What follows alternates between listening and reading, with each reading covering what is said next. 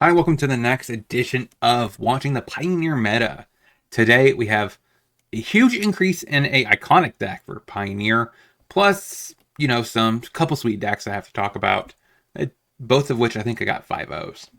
And there's a lot of shifting going on in regarding to what is the best mid-range deck. It's still definitely transforming from last 2 weeks. I actually think last week was when it actually started going into hyperdrive. So if you like this kind of content, make sure you smash that like button and subscribe. We're on our way to 2,000 subs. Join the Pioneer fam. Let's get into it. So red is kind of sticking around 21.5%, 21 to 22%.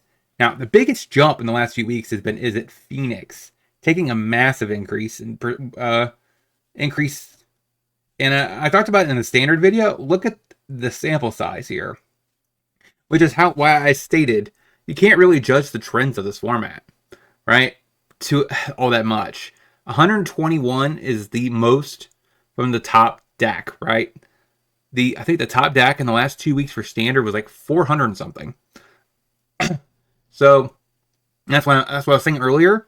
There's not that many people playing the format on Moto, which is why when Mono Red was like going through the roof, I claimed it was 100% because people weren't invested in the format. They were just playing whatever they had available to them, and they were practicing primarily for standard, and they just picked up a challenge.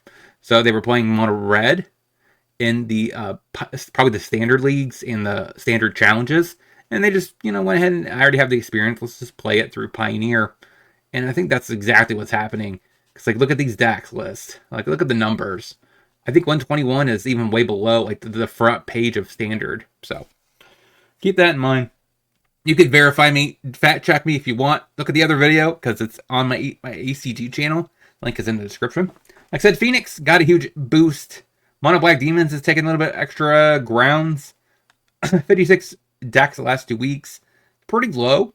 And of course, like I said, Rakdos Demons is just taking a massive hit. So clearly the Mono Black version is just much better.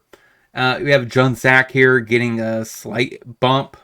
Mono white tokens kind of making resurgence. It used to be a Boros tokens list, but now it's just white. Now we have Rakdos Prowess and Demons just taking a chunk out of them. Same with Mardu Fang taking a little bit of a dip, not by much. Prowess and Fang gets a little bit worse. Same with Control. Slight 2% bump to Atarka Red. Bulwar's Monument has been seeing a decent amount of play. I've covered it, I think, enough in these Astro Suite videos, so I'm not covering it probably ever again, because it's already kind of formed itself to be a meta deck. Lotus Field still dipping. Is Selesnya Gearhulk? It's a little bit of increase. And poor Green Devotion's down here with Mono White Humans. The other two iconic cards in the format, other than the Phoenix, and they're not really showing up right now. Keep in mind, the one deck you don't see here is the Prowess. It's kind of obliterating standard right now. So I would expect that in a couple weeks you probably will see it starting to show up in Pioneer. So look out for that in the next few weeks.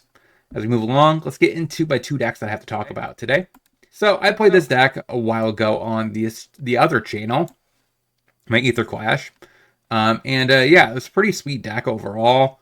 I think the deck actually has a lot of flexibility and power, and it still does play the up this town ain't big enough, Talent Loop, Rona Infinite combo, Trainer just digs for your combo pieces, your Mox or your Helix. That's really effective.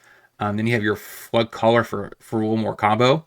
Stock up the dig, find what you want. Village in the board. I guess since we are mono blue, we don't really make color sources, or I think it's a forest or a mountain to make this a better island. Because if you did, then you really would need this in the board. But it does help against control. Annul for basically Annex hate. Hearse for graveyard hate. We have a little bit of I think this is just bounce hate. A little bit of bouncing. Disputes for control hate. Gust for mono red hate. And that is mono blue Rona. We have one more deck to talk about. Let's get into that one. So a deck I did play for this channel in a few weeks. On the other channel, I should say. Because 5-0 lists, I do play on Aether Clash Gaming, where that's basically where I play, not my list for the most part. I play decks that got winning results. Because it's all about finding out what decks are the best in the format, what decks are legit, what new upcomers are actually worth looking into, and all that kind of stuff. So, but this deck I did play. It is a little weird. You kind of have to have, you know, one of these payoffs right here. Otherwise, this deck just kind of does nothing. So we have 8 elves, 4 more additional elves in case you know 8 wasn't enough. We have Get Lost for removal, Emperor for removal, possibly. Chariot, Emperor, and Elspeth make tokens. So does Beast. We don't play Collect a Company, which is a little weird, but it still effectively does okay. Knight of Autumn for a little bit of enchantment and artifact hate, a little life gain, and make it a 4/3. Pretty solid body. Decree is great against red, which is a huge deal. Exiling a Screaming Nemesis is really important. Exiling a Mouse is also very important. Rest in peace for Graveyard Hate, because Phoenix is on the increase. Same with Archon of Emeria, great against Phoenix with Damping Sphere. Archon also is really great against Lotus Field, which makes their lands come tapped.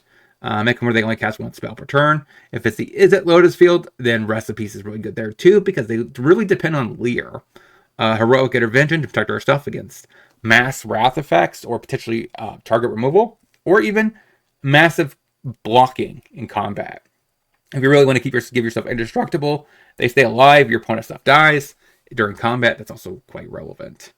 And that is all I have to talk about today. Let me know in the comment section which one of these 2 decks is your favorite. Like I said, I did play this. I played both of these on the other channel.